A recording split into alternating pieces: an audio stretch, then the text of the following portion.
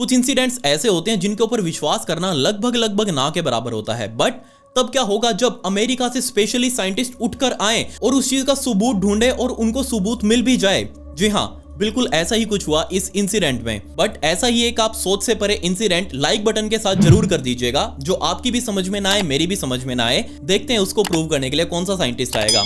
खैर, subscribe button के ऊपर भी क्लिक कर दें, साथ ही कमेंट्स में पिक में लिख दें, ताकि आने वाली वीडियो में मैं आप में से किसी एक को शाउट आउट दे दूं। Let's dive in. इस घटना को समझने के लिए हमें कहीं और नहीं बल्कि हमारे भारत देश के ही उत्तरी भाग में बने हुए एक छोटे से गांव में जाना पड़ेगा। और टाइम था दिसंबर 1984 का, और इसी गांव में रहा करती थी सुमित्रा नाम की एक महिला। और दिसंबर से पहले वो प्रेग्नेंट थी। दिसंबर 1984 में उसकी डिलीवरी हुई, उसने एक बेटे को जन्म दिया। और जन्म के साथ ही अब आपको पता ही है, माँ बेटे का प्यार उसको कोई नहीं तोड़ सकता। और बिल्कुल ऐसा ही प्यार सुमित्रा भी अपने बेटे को कर रही थी। पैदा होने के साथ ही सुमित्रा ने अपने बेटे की देखभाल बहुत अच्छे से करनी शुरू कर दी। सुमित्रा अपने बेटे को हर टाइम अपनी छाती से बांध कर रखती। जब भी वो कहीं बाहर जाती या फिर कोई भी घर का काम करती, तो भी वो अपने बेटे को हमेशा छाती से बांध कर रखती, ताकि वो ज्यादा रोए ना। अगर रोए तो उसका सिर सहलाकर उसे चुप करवा दे। अब जिस गांव में सुमित्रा रह रही थी, मतलब जहां पर सुमित्रा की शादी हुई थी, वो गांव कोई खास बड़ा गांव नहीं। उसके अंदर खाने पीने की भी व्यवस्था ठीक से नहीं। इलेक्ट्रिसिटी तो उस टाइम पर दूर दूर तक इस गांव में कहीं दिखाई नहीं दे रही थी। इसके अलावा सुमित्रा के पति को भी अपने काम धंधे के लिए गांव से काफी दूर जाना पड़ रहा था। घर आते आते वो भी काफी बार लेट हो जाता। तो एट द एंड सुमित्रा की लाइफ काफी ज्यादा हेक्टिक चल रही थी, काफी ज्यादा मुश्किलों भरी थी। बट जैसे ही सुमित्रा को ये लड़का पैदा हुआ, ये जिंदगी में पहली बार था जब सुमित्रा बहुत ज्यादा खुश फील कर रही थी, बहुत ज्यादा एक्साइटेड थी आने वाली जिंदगी के लिए और साथ ही अपने बेटे के लिए भी। बट 1985 का शुरुआती टाइम आ चुका था, और अब मैंने जैसा कि आपको बताया, यहाँ कोई इलेक्ट्रिसिटी वगैरह नहीं थी। और साथ ही ये वो टाइम था जब गांव की महिलाएं सारी इकट्ठा होकर कुएं से पानी भरकर लेकर आया करती थी अपने घरों में सारा काम धंधा करने के लिए। और सुमित्रा भी एक दिन 1985 के शुरुआती दिनों में ही वही अपने बेटे को अपनी छाती से चुन्नी द्वारा बांधकर अपने हाथ में बाल्टी ली, उसने घर से बाहर निकली सीधा कुएं पर जाने के लिए। बट जैसे ही वो रास्ते में चल रही थी, उसी टाइम पर वो सीधा वहीं पर खड़ी हुई। वो सामने कुएं को देख रही थी, हाथ में उसके बाल्टी, और एकदम से जस्ट उसने अपने हाथ दोनों नीचे किए और तभी उसके हाथों से वो बाल्टी नीचे गिरी। अब जैसे ही वो बाल्टी नीचे गिरी, तभी उसकी आवाज सुनकर सामने जो कुएं पर और भी महिलाएं खड़ी थी, उन सभी का ध्यान सुमित्रा की तरफ गया। वो सभी सुमित्रा को देखने लगे कि आखिर इसको क्या हुआ, ये एकदम से ऐसे सावधान की पोजीशन में क्यों खड़ी हो गई। और देखते ही देखते सुमित्रा के हाथ एकदम से ऊपर उठे और उसकी उंगलियों ने इस तरीके से बिहेव करना शुरू कर दिया जैसे पांचों की पांचों उंगलियां पीछे की तरफ जा रही हैं। उसके दोनों हाथ बहुत अजीब रूप से अकड़ रहे हैं। और ये सारी चीजें सामने खड़ी हुई औरतों ने देखी। वो ये चीज देखकर बहुत ज्यादा हैरान कि आखिर ये चीज सुमित्रा के साथ क्या हो रही है। ये चीज होता देखते ही सारी कुएं पर खड़ी हुई महिलाएं तुरंत भागकर सुमित्रा के पास आई। बट वो उसके इतने ज्यादा क्लोज नहीं गई कि वो उसको टच कर सके। जस्ट उसके पास खड़ी होकर उसको देख रही हैं। और इस भीड़ को देखते हुए जो भी गांव में आने जाने वाले लोग थे, उन्होंने देखा कि भीड़ क्यों लगी हुई है। तो वो सारे के सारे लोग सुमित्रा के चारों ओर जमा हो चुके थे और उन सभी ने सुमित्रा के हाथों को इस अजीब तरीके से बेंड होते हुए देखा। उसका बेटा भी एकदम से अचानक से ही रोने लग गया। जो अभी तक सो रहा था वो बहुत जोर जोर से रोने लग गया। इसके अलावा सभी की आंखों के सामने ही सुमित्रा ने अपने दांतों से इतनी भयंकर कड़कड़ कड़कड़ की आवाजें निकालना शुरू कर दी कि वो उसके बेटे के रोने से भी ज्यादा तेज थी। और ये सारी आवाजें वहां खड़े सभी लोगों ने सुनी। बट जैसी ये चीजें हो रही थी, सडनली एक पॉइंट ऐसा भी आया जब सुमित्रा एकदम शांत हो गई। उसने एकदम से अपने आप का शरीर झटकाया और देखने लगे कि आखिर उसके साथ ये क्या हुआ। वो इधर उधर देख रही है, क्या वो ठीक है या नहीं, सामने इतने लोगों की भीड़ क्यों लगी हुई है। उसने लोगों से पूछा कि आखिर क्या हुआ है, तुम सभी मुझे इस तरीके से क्यों देख रहे हो। बट सामने खड़े हुए लोगों में से किसी ने कुछ भी नहीं बताया। जस्ट इस चीज से बहुत ज्यादा शर्मसार होकर सुमित्रा नीचे झुकी। उसने अपने बेटे को भी चुप करवाया, साथ ही नीचे पड़ी हुई बाल्टी को भी उठाया, क्राउड को चीरते हुए आगे की तरफ गई, कुएं से पानी भरा, वापिस अपने घर पर आई। बस आते आते वो यही सोच रही थी कि आखिर उसके साथ एकदम से क्या हुआ था। उसको भी समझ नहीं आया। उसको लगने लगा कि नया नया बच्चा पैदा हुआ है, वो ठीक से सो नहीं पा रही है, काफी ज्यादा थका थका फील कर रही है। तो हो सकता है उसकी चलते चलते आंख लग गई हो या फिर कुछ और हुआ हो। उसको उस टाइम पर समझ नहीं आया। उसने जस्ट इस चीज को इग्नोर किया और ना ही घर में किसी को बताया। बट उसी के कुछ हफ्तों बाद सुमित्रा के ससुर, जो कि सुबह सुबह अपने कमरे में उठे, वो बाहर की तरफ आए, किचन में जाने लगे क्योंकि उनको उस टाइम पर चाय पीनी थी। बट जैसे ही वो किचन में गए अपने घर के, उन्होंने देखा कि सुमित्रा सामने बिल्कुल स्ट्रेट सावधान की पोजीशन में खड़ी है। और जैसे ही उन्होंने देखा सुमित्रा को, सुमित्रा के हाथ फिर से उठे और वो ही बहुत अजीब तरीके से आवाज करते हुए उसकी हड्डियां पीछे की तरफ बेंड हो रही थी, सारी उंगलियां पीछे की तरफ जा रही थी और बहुत ही अजीब सी आवाज सुमित्रा के मुंह से भी आ रही थी, जो कि साफ तौर पर उसके ससुर सुन रहे थे। ये चीज देखते ही वो तुरंत भागकर सुमित्रा के पास गए, उसको पकड़कर हिलाने लगे कि आखिर इसके साथ क्या हो रहा है। बट इस चीज का सुमित्रा के ऊपर कोई फर्क नहीं पड़ा। उसके हाथ फिर से वही अजीब तरीके से बेंड हो रहे थे थे, बल्कि अब की बार तो उसने अपना चेहरा भी ऊपर की तरफ किया, मुंह से भी आवाज आ रही थी कड़कड़ कड़कड़ की। इसके अलावा उसकी आंखें भी पीछे की तरफ रोल होकर सफेद सफेद उसका सब कुछ दिख रहा था। मतलब कि ये समझ नहीं आया अभी तक इसके साथ क्या हो रहा है। ये चीज पूरे 10 मिनट तक ससुर के सामने सुमित्रा ने करी और 10 मिनटों बाद जस्ट सडनली उसने वापस अपने आप को झटकाया और सब कुछ नॉर्मल हो चुका था। बट अभी भी सुमित्रा को याद ही नहीं कि उसके साथ आखिर ये क्या हुआ। मई 1985 का टाइम आ चुका था, मतलब कि 5 महीने बीत चुके थे इन सब चीजों को होते हुए। और अब ये चीजें, ये जो दौरे पड़ रहे थे सुमित्रा को, ये चीज इतनी ज्यादा फ्रीक्वेंट हो चुकी थी कि हर रोज सुमित्रा के परिवार वाले सुमित्रा को ये सब चीजें करते हुए देख रहे थे। बल्कि अब तो ये इतना ज्यादा बढ़ चुका था कि जैसे ही सुमित्रा को वो दौरा पड़ता अजीब सा, अब तो वो बहुत ज्यादा तेज तेज बोलने भी लगी थी, अजीब अजीब चीजें बोलती। कई बार वो अपनी आवाज धीमे करके ऐसे कुछ बोलती कि सिर्फ मुझे अंधेरा दिखाई दे रहा है, मुझे और कुछ नहीं दिख रहा। जैसे ये चीजें उसके घर वाले सुनते वो भी परेशान कि आखिर सुमित्रा के साथ ये सब कुछ क्या हो रहा है। बट इन सब चीजों से परेशान होकर मई 1985 में पहली बार गांव के ही एक वैद्य को सुमित्रा को दिखाने के लिए बुलाया। तो जैसे ये वैद्य सुमित्रा को देखने के लिए आया, सुमित्रा अभी भी उसी दौरे के अंदर थी। जैसे ही उसने वो चेक किया, बट यहाँ सब कुछ उसको नॉर्मल दिखाई दे रहा था, सिर्फ ये दौरे ही पड़ रहे थे। डॉक्टर को भी अभी तक ये समझ नहीं आया कि आखिर सुमित्रा के साथ ये सब कुछ क्या हो रहा है। 16 जुलाई 1985 का दिन आ चुका था। अब तक सुमित्रा के सभी घर वालों को इन चीजों की आदत हो चुकी थी कि सुमित्रा के अंदर एक अजीब से दौरे पड़ते हैं और वो इस चीज के लिए हैबिचुअल हो चुके थे। बट 16 जुलाई 1985 के दिन दोपहर के टाइम पर जब सुमित्रा अपने किचन में पूरे परिवार के लिए खाना बना रही थी, तब एक बार फिर से वही उसको दौरा पड़ा। ये दौरे की आवाज सुनते ही सारे घर वाले उसको देखने के लिए किचन में गए।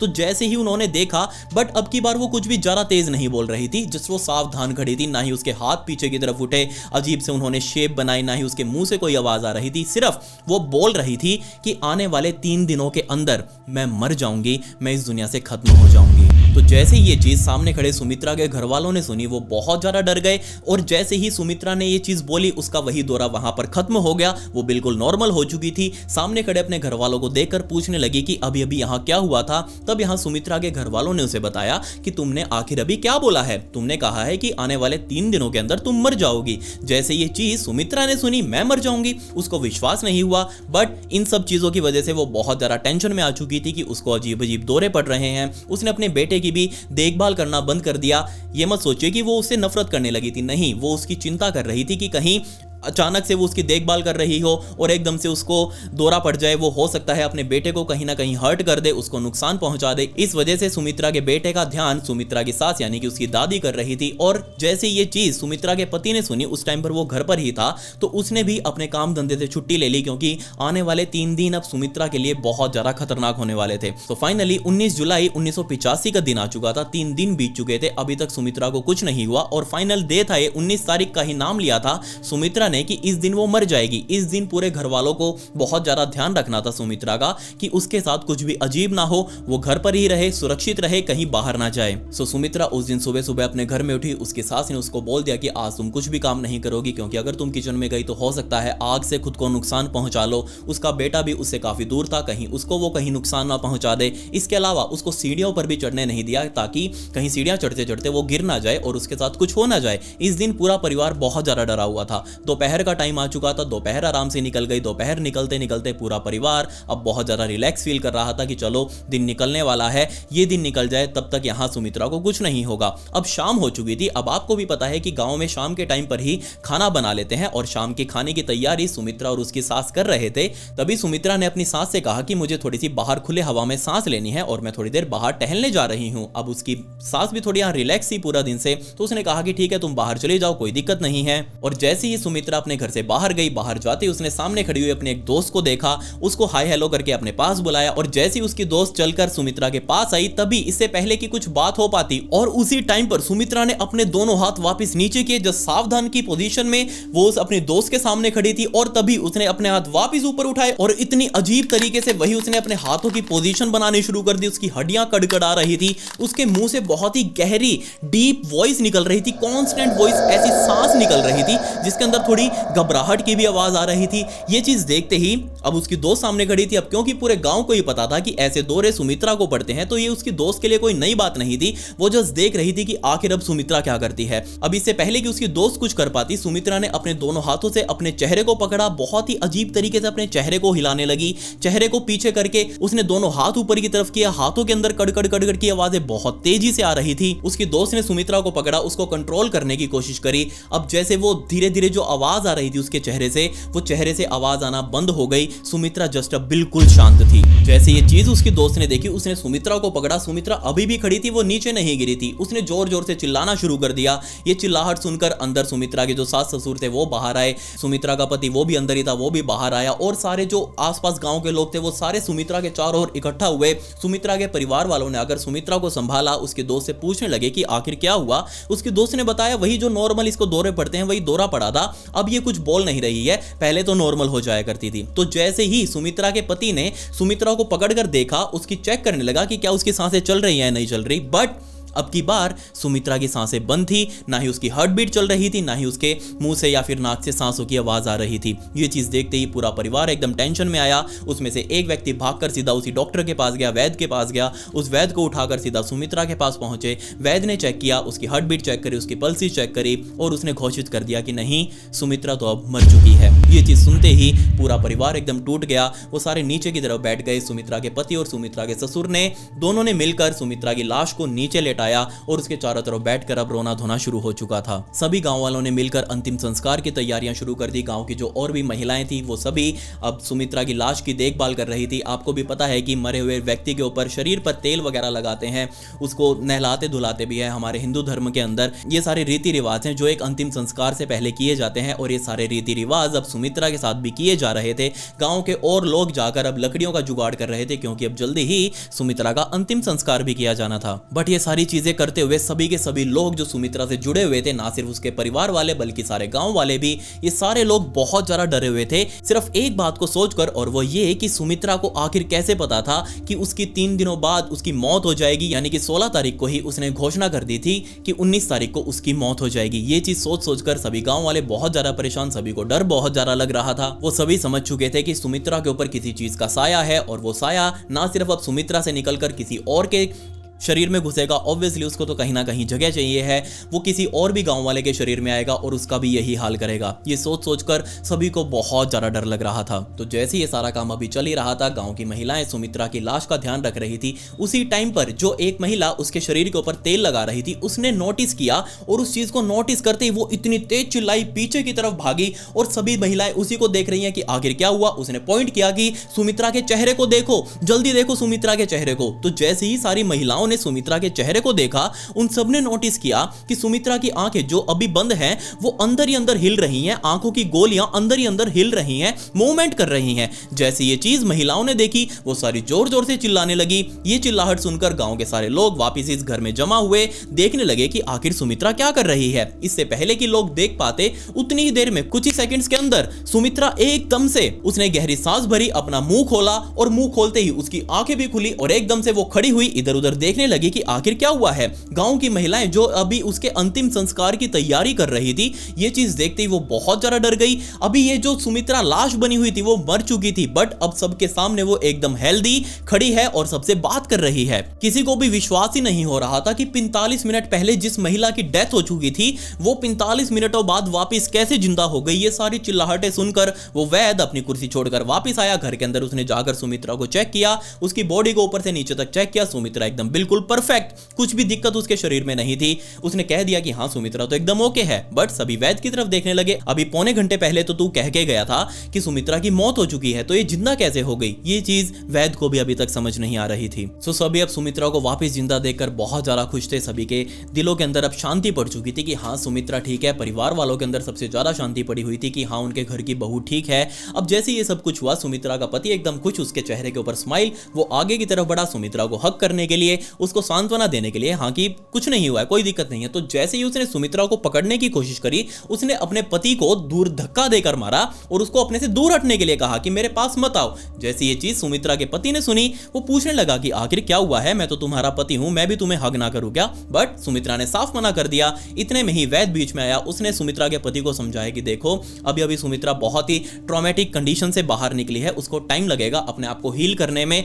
सब कुछ समझने में कि आखिर उसकी जिंदगी में क्या क्या चल रहा है। उसको थोड़ा टाइम दो, उसको थोड़ा स्पेस दो, सब कुछ बहुत जल्दी नॉर्मल हो जाएगा, कोई दिक्कत नहीं है, कोई टेंशन वाली बात नहीं है। वही वैद्य सुमित्रा को पकड़कर उसके कमरे में लेकर गया, उसको बेड पर लेटाया। आराम से सुमित्रा अब सो चुकी थी। बाहर आकर सभी परिवार वालों को कहा कि सुबह होते होते सुमित्रा एकदम ठीक हो जाएगी, कोई टेंशन लेने वाली बात नहीं है, तुम भी आराम से जाकर सो जाओ। सुमित्रा के परिवार वाले भी अपने अपने कमरे में जाकर सो चुके थे और जैसे ही सुबह हुई सुमित्रा भी उठी, सब कुछ नॉर्मल लग रहा था। बट अब की बार उठते ही सुमित्रा बहुत ज्यादा कंफ्यूज्ड थी और जैसे ही सुमित्रा के हस्बैंड ने उससे बात करने की कोशिश करी, सुमित्रा ने फिर से अपने ही पति को दूर धक्का देकर मारा कि तुम मेरे पति नहीं हो, ये मेरा घर नहीं है, ये मेरा परिवार नहीं है, तुम मेरे पास क्यों आ रहे हो? जैसे ये चीज सुमित्रा के पति ने सुनी, वो बहुत ज्यादा कंफ्यूज कि सुमित्रा क्या बोल रही है। वो तुरंत अपने माता पिता को आवाज लगाने लगा। उसके माता पिता सुमित्रा से बात करने की कोशिश करने लगे, बट सुमित्रा ने कुछ नहीं कहा। उन सभी को धक्का देते हुए वो घर से बाहर की तरफ भागी। घर से बाहर भागते हुए घर वाले भी उसके पीछे पीछे भागे सुमित्रा को पकड़ने के लिए, कि ऐसे अच्छा थोड़ी ना लगता है कि घर की बहू पूरे गांव में इस तरीके से भगते हुए फिर रही है, अच्छा नहीं लगता।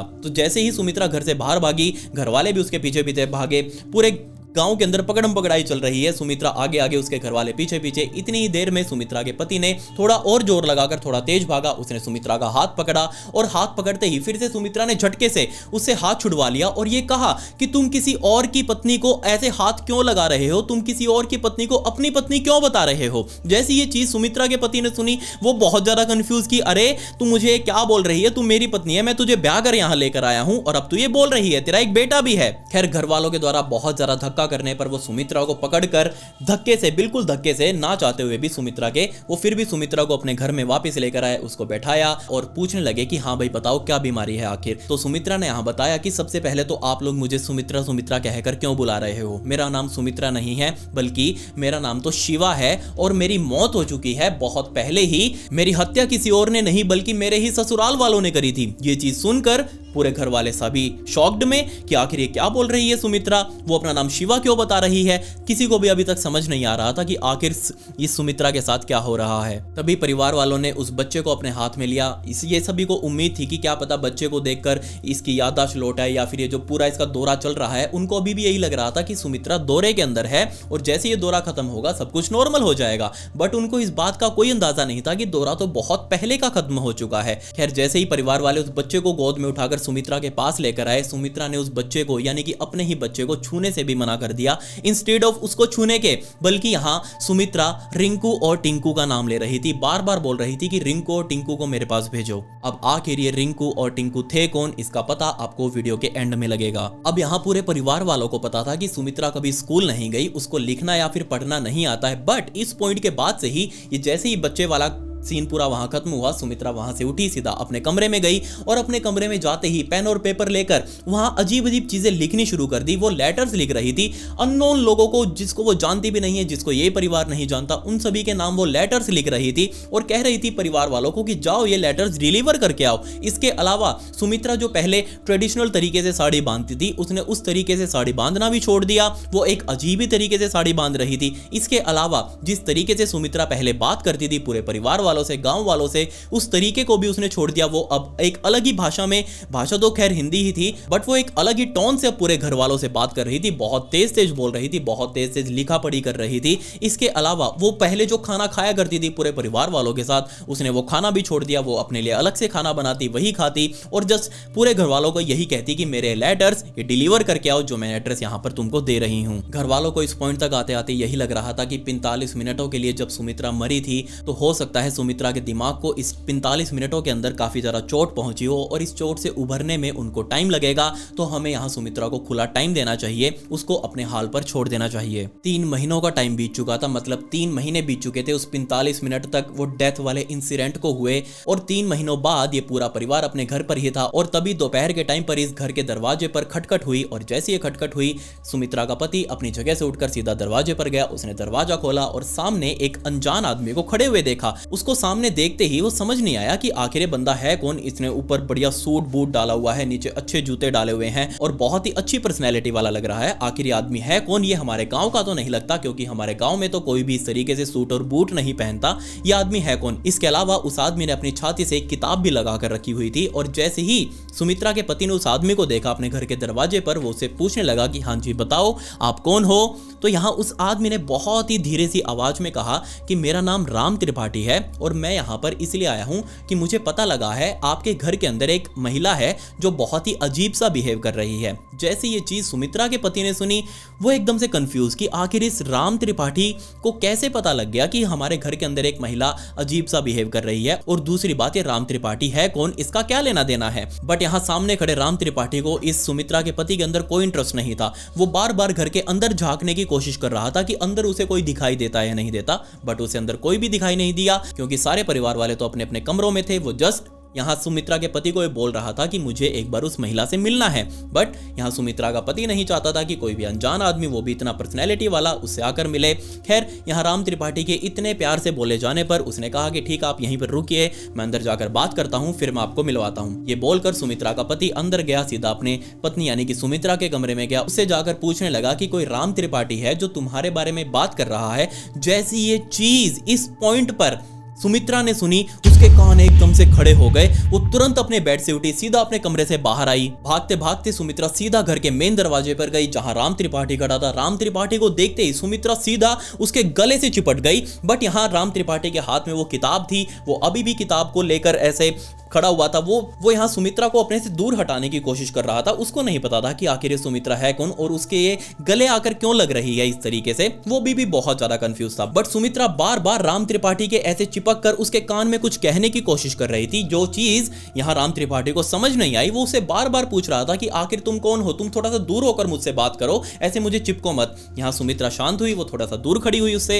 राम त्रिपाठी अभी भी दरवाजे पर खड़ा है, उससे पूछ रहा है कि तुम्हारा नाम बताओ मुझे क्या है। सुमित्रा ने पहली बार उस राम त्रिपाठी को अपना नाम शिवा बताया और जैसे ये चीज राम त्रिपाठी ने सुनी, वो एकदम वहीं पर पिघल गया। जैसे ही राम त्रिपाठी ने शिवा नाम सुना, वो एकदम से साइड हुआ, घर के बाहर जो दीवार थी उस दीवार के साथ लगकर खड़ा हुआ। वहीं पर बैठने का भी वो चबूतरा सा बनाया हुआ था, उस चबूतरे पर जाकर बैठा। पीछे पीछे सुमित्रा भी उसके साथ जाकर बैठ चुकी थी। उसके पीछे पीछे सुमित्रा का पति भी सामने जाकर खड़ा हो गया, वो वहां उनके साथ बैठा नहीं। बट जैसे ही सुमित्रा और वो राम त्रिपाठी साथ में बैठे हुए थे, राम त्रिपाठी ने जो अभी तक वो किताब अपने सीने से लगाकर रखी हुई थी उस किताब को नीचे की तरफ किया। एक्चुअल में वो किताब कोई नॉर्मल किताब नहीं थी, वो असल में एक एल्बम थी, शादी की एल्बम। उसके अंदर एक शादी की सारी फोटोज वगैरह लगाई गई थी, पुरानी एल्बम्स, जैसे आपने देखा ही होगा अपने माता पिता की, जो हमारे माता पिता की जो एल्बम्स हैं, उसी टाइप की एक एल्बम वो हाथ में लिए हुए था। और जैसे ही राम त्रिपाठी ने वो एल्बम अपने हाथ में रखी, उसको खोलना शुरू किया, उसके 2-3 पेज पलटे और पूछने लगा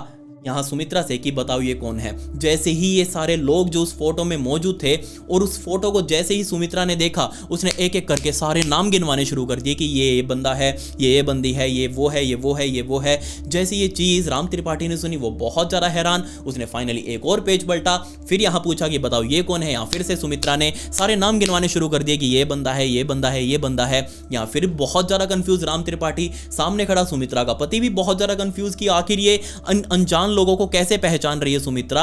ये तो इनको कभी मिली भी नहीं, ना ही मैं कभी मिला, तो आखिर ये सुमित्रा इन सबको कैसे जानती है। और फाइनली राम त्रिपाठी ने उस एल्बम का एक और पेज पलटा और उस पेज के ऊपर एक ही इंसान की फोटो थी। और फाइनली यहाँ राम त्रिपाठी ने सुमित्रा जो कि उसके साइड में बैठी हुई थी उससे पूछा कि बताओ ये कौन है। सामने एल्बम पर मौजूद पर्सन को देखते ही सुमित्रा बहुत ज्यादा शांत हुई। वो घबराई हुई आवाज में थोड़ा सा उसने रुका, अब एकदम से नाम लेने की बजाय उसने कहा राम त्रिपाठी को कि ये मेरी ननंद है और इसी ने मुझे ईंट मारकर मेरी हत्या करी थी। ये कोई और नहीं बल्कि ये मेरे पति की बहन ही है। जैसे ये चीज़ राम त्रिपाठी ने सुनी, उसने उस एल्बम को बंद किया, साइड में रखा और जितनी तेजी से सुमित्रा भागती हुई आई थी, राम त्रिपाठी को हक किया था, राम त्रिपाठी ने उतनी ही जोर से साइड में बैठी हुई सुमित्रा को अपने गले से लगाया और बहुत देर तक लगा कर रखा। सामने खड़ा हुआ सुमित्रा का पति ये सब कुछ देख रहा था। उसको कुछ समझ नहीं आया कि आखिर ये दोनों है कौन और क्यों एक दूसरे को हक कर रहे हैं। मेरी पत्नी सुमित्रा, वो इन सब के अंदर अपना रोल अदा क्यों नहीं कर रही। काफी देर तक हक करने के बाद दोनों आपस में रोने लगे। राम त्रिपाठी और सुमित्रा एक दूसरे को देख देख देख कर रो रहे थे। और फाइनली जब उनका ये मिलना मिलाना पूरा हुआ, दोनों ने सामने खड़े हुए सुमित्रा के पति की तरफ देखा और राम त्रिपाठी ने सुमित्रा के पति को कहा कि चलो एक बार घर के अंदर चलते हैं और मैं तुम्हें सब कुछ बताता हूँ कि आखिर यहाँ चल क्या रहा है। जैसे ये तीनों लोग अंदर गए, अंदर जाकर सुमित्रा के पति का पूरा परिवार, उसके माता पिता और भी 2-3 पड़ोसी जो देख रहे थे सुमित्रा को ये सब कुछ करते हुए, वो भी सारे अब इस घर के अंदर आ चुके थे। और फाइनली राम त्रिपाठी ने साइड में बैठकर पूरे परिवार वालों को एक बहुत ही दिल दहला देने वाली कहानी के बारे में बताया। राम त्रिपाठी ने सबसे पहले सुमित्रा के पति के परिवार से पूछा कि क्या आपको पता है कि शिवा आखिर है कौन। और ये चीज सुनते ही पूरा परिवार कंफ्यूज, वो सोच रहे थे कि शिवा ये जो बार बार बोल रही है सुमित्रा अपने उस दौरे के अंदर बोल रही है और बहुत जल्दी ठीक हो जाएगी तो बाद में ये नाम वो नहीं बोलेगी। बट उस टाइम पर राम त्रिपाठी ने पूरे परिवार वालों को बताया कि शिवा कोई और नहीं बल्कि उसकी ही बेटी का नाम था और वो यहाँ से तकरीबन 100 किलोमीटर दूर इटावा शहर में रहते हैं, वहीं पर उनका पूरा काम धंधा है। राम त्रिपाठी ने बताया कि उसकी बेटी शिवा कॉलेज गई है, उसने पढ़ाई लिखाई अच्छे से करी है और जैसे ही शिवा की पढ़ाई लिखाई पूरी हुई, राम त्रिपाठी ने शिवा की शादी कर दी एक अच्छा घर देखकर। और इस शादी के बाद शिवा के 2 बच्चे पैदा हुए और इन्हीं 2 बच्चों का नाम शिवा और उसके पति ने मिलकर रिंकू और टिंकू रखा था। बट जैसे ही शिवा को ये दोनों बच्चे पैदा हुए, शिवा के ससुराल वालों ने उसे परेशान करना बहुत ज्यादा शुरू कर दिया। वो अपने ससुराल वालों से इतना ज्यादा परेशान रहने लगी कि जैसे ही उसने जाकर अपने पिता राम त्रिपाठी को बताया कि वो इस तरीके से परेशान कर रहे हैं, तो राम त्रिपाठी ने कहा कि तुम वहां मत जाओ। बट अब क्योंकि 2 बच्चे पैदा हुए थे, उन बच्चों के ऊपर अधिकार ससुराल वालों का भी था, तो यहाँ मजबूरन शिवा को अपने मायके से छोड़कर वापस ससुराल में जाना पड़ा। बट जैसे ही वो ससुराल में जाती, उसके ससुराल वाले उसको बहुत ज्यादा परेशान करने लगते, उसके साथ मार पिटाई करते। उसका पति उसकी बहुत ज्यादा पिटाई कर रहा था और ये पिटाई इतनी ज्यादा बढ़ चुकी थी कि शिवा के ससुराल वालों ने अब फाइनली निर्णय ले लिया था कि वो अब शिवा को निपटा कर ही रहेंगे। 18 मई 1985 का दिन आ चुका था। जी हाँ, ध्यान रखिएगा, 16 मई 1985 के दिन इस गांव में रहते हुए सुमित्रा ने कहा था कि मैं 3 दिन बाद मर जाऊंगी। और 18 मई 1985 के दिन इटावा शहर के अंदर ही रहते हुए शिवा के ससुराल वालों को, आस पड़ोसियों ने देखा कि वो अपने हाथ में रात के टाइम पर एक अजीब सी भारी सी चीज उठाकर 2-3 लोग अपने घर से बाहर निकले और सीधा घर के पीछे मौजूद रेल लाइन की तरफ जा रहे हैं। जैसे ही ये चीज आस पड़ोसी ने देखी, उन्होंने पूछा कि आखिर ये तुम क्या लेकर जा रहे हो। तो यहाँ पर शिवा के ससुराल वालों ने बताया कि हम शिवा को डॉक्टर के पास लेकर जा रहे हैं, उसकी तबीयत बहुत ज्यादा खराब हो चुकी है। ये कहकर वो वहां से निकल गए और सुबह अर्ली मॉर्निंग यानी कि 19 मई 1985 के दिन सुबह सुबह वहीं की लोकल पुलिस को एक खबर मिली कि यहाँ शहर की एक रेल लाइन पर महिला की लाश पड़ी हुई है। तो जैसे ही पुलिस वहां पर पहुंची, उन्होंने लाश को अपने कब्जे में लिया। लाश की शिनाख्त करवाने के लिए आसपास में उसकी फोटोज दिखाई, सभी ने पहचान लिया कि ये तो शिवा है। और जैसे इसकी शिनाख्त हुई, शिवा के मायके वालों को भी यानी कि उसके माता पिता यानी कि राम त्रिपाठी और उसकी पत्नी को भी बुलाया गया। और यहाँ पर सभी को ये लगा कि शिवा ने सुसाइड किया है ट्रेन के नीचे आकर। बट यहाँ पर कोई भी सबूत नहीं था कि शिवा ने सुसाइड किया हो, क्योंकि उसके शरीर एकदम इंटैक्ट कंडीशन में था। क्योंकि उस टाइम पर उस पूरी रात में एक भी ट्रेन उस पटरी से गई ही नहीं थी, तो आखिर शिवा सुसाइड कर कैसे सकती थी ट्रेन के आगे कूदकर। यहाँ पर सिर्फ उसके सिर के ऊपर एक बहुत ही बड़ा चोट का निशान था, गहरा चोट का निशान था, जो कि ऑब्वियसली ट्रेन से तो आ ही नहीं सकता था। बट अब क्योंकि शिवा की हत्या के खिलाफ कोई भी सबूत पुलिस को मिला ही नहीं कि आखिर ये कौन कर सकता है, किसका मोटिव होगा, पुलिस वालों ने जांच ही नहीं करी। पुलिस वाले पता नहीं यहाँ पर कौन सा ब्रांडेड माल फूंक कर सेट थे, उनको क्या मिला हुआ था, उन्होंने इस केस के आगे जांच ही नहीं करी। जस्टिस को सुसाइड ही माना और ये केस वहीं पर क्लोज कर दिया। और जैसे ही 19 मई 1985 के दिन अपनी दोस्त से मिलते हुए सुमित्रा को वो दौरा पड़ा, उसी टाइम पर शिवा की जो अंतर आत्मा थी वो उसी दौरे के अंदर रहते हुए सीधा सुमित्रा के शरीर में जा घुसी। ऐसा मैं नहीं बल्कि ऐसा फैक्ट्स बोल रहे हैं। अमेरिका से साइंटिस्ट उठकर आए, उन्होंने इस चीज के बारे में पूरा जांचा, अच्छे से देखा कि आखिर यहाँ क्या हुआ होगा। और इस चीज को लेकर वो पूरे श्योर थे कि हाँ, इसी दौरे के बीच में रहते हुए शिवा के शरीर की आत्मा वहां से निकलकर, उसके मरने के बाद उसके शरीर से निकलकर सीधा सुमित्रा के अंदर आ गई, वो भी वहां घर से तकरीबन 100 किलोमीटर दूर इस गांव में। और जैसे ही सुमित्रा अब शिवा बनी, उसने शिवा बनते ही वो लेटर्स लिखने शुरू कर दिया। क्योंकि शिवा तो पढ़ी लिखी थी, उसको लिखना भी आता था, उसको पढ़ना भी आता था। उसने सीधा वो लेटर्स लिख लिख कर एक पर्टिकुलरली एड्रेस यानी कि अपने पिता राम त्रिपाठी के घर का एड्रेस लिखा, उसी एड्रेस के ऊपर भेजने शुरू कर दिए। और जैसे ये लेटर्स राम त्रिपाठी को मिले, वो काफी सारे लेटर्स को तो उसने इग्नोर किया, बट जब इतने सारे लेटर्स आए तो उसने सोचा कि क्यों ना वो एक बार जाकर देखे कि आखिर क्या बीमारी है। सो फाइनली 20 अक्टूबर 1985 के दिन शिवा के पिता यानी कि राम त्रिपाठी अपने घर से निकले, सूट बूट पहनकर, पूरा जूते वगैरह अच्छे से डालकर, चमकते हुए वहां से निकलकर शहर से सीधा गांव में आए। यहाँ आकर सुमित्रा के परिवार वालों से मिले और बताया कि सुमित्रा, अब तुम्हारी बहू सुमित्रा नहीं बल्कि मेरी बेटी शिवा है। अपनी बातों को प्रूव करने के लिए शिवा के पिता राम त्रिपाठी अपने साथ शिवा के शादी की एल्बम साथ में लेकर आए थे, ताकि वो प्रूव कर सकें कि आखिर ये जो बंदी शिवा होने का क्लेम कर रही है वो सही भी है या नहीं।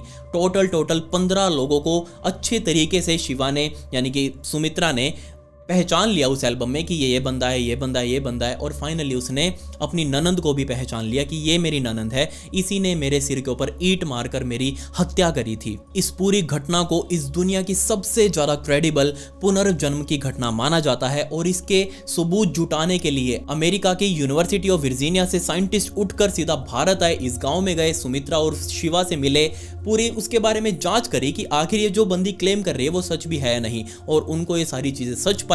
साइंस ने भी ये चीज माना कि हाँ, यहाँ पर पुनर्जन्म हुआ है। खैर उसके बाद से राम त्रिपाठी सुमित्रा को अपने साथ ले गए अपनी बेटी शिवा बनाकर, और सुमित्रा अब अपने पति को छोड़कर राम त्रिपाठी की बेटी बनकर राम त्रिपाठी के घर पर ही रहने लगी। ये चीज जैसे ही लोगों ने सुनी, इस चीज के बारे में बहुत ज्यादा बातें बनी कि उस केस को वापस खोला जाए और देखा जाए कि क्या सच में शिवा की ननंद ने ही शिवा की हत्या करी थी ईंट मारकर। बट अब क्योंकि सुमित्रा की ये जो बातें थी, ये बयान थे, वो कोर्ट में वैलिड नहीं हुए और फाइनली इस केस को वहीं पर क्लोज कर दिया गया, अनसोल्ड उस केस को माना गया। बट जो असली उत्तर थे, जो राम त्रिपाठी चाह रहा था कि आखिर उसकी बेटी के साथ क्या हुआ, वो सारे उत्तर उनको मिल चुके थे। और फाइनली इसके बाद से ही शिवा ने अपने बेटे को भी अपनाया, अपने पति के साथ भी वो रही। और 1998 का समय आते आते 1998 में सुमित्रा की उर्फ शिवा की नेचुरल कारणों की वजह से मौत हो गई और ये स्टोरी वहीं पर एंड हो गई। आप इस स्टोरी के बारे में क्या कहते हैं, मुझे जरूर बताएं। क्या इंसिडेंट आपने ऐसा कहीं और देखा है? क्या आपके गांव या शहर में आपने कभी ऐसा कुछ होते हुए देखा है? मुझे कमेंट्स में जरूर बताएं, मुझे आपकी राय जाननी है। इसके अलावा मैंने इंस्टाग्राम के ऊपर आप सभी के लिए ब्रॉडकास्ट चैनल बनाया है, वहीं पर मैं स्टोरीज से रिलेटेड बैक स्टोरीज, फोटोज और वीडियोज अपलोड करता हूँ। वहाँ मैं अपनी लाइफ के भी कुछ अपडेट्स आपको देता हूँ, तो आप उस चैनल को जरूर ज्वाइन कर लीजिएगा ताकि आप अपडेटेड रहें सारी स्टोरीज से भी और मुझसे भी। ब्रॉडकास्ट चैनल का लिंक आपको नीचे डिस्क्रिप्शन में मिल जाएगा, आप मुझे वहां फॉलो भी कर लें। वहां पर मैं इसी तरीके की स्टोरीज को रील्स फॉर्मेट में डालता हूं, आपके हाथ से फॉलो बटन जरूर क्लिक हो जाना चाहिए। खैर पिछले वीडियो का शाउट आउट बिस्ट को and comment pick me to get a shout out in next video. मिलते हैं अगली वीडियो में। ये वीडियो देखने के लिए धन्यवाद।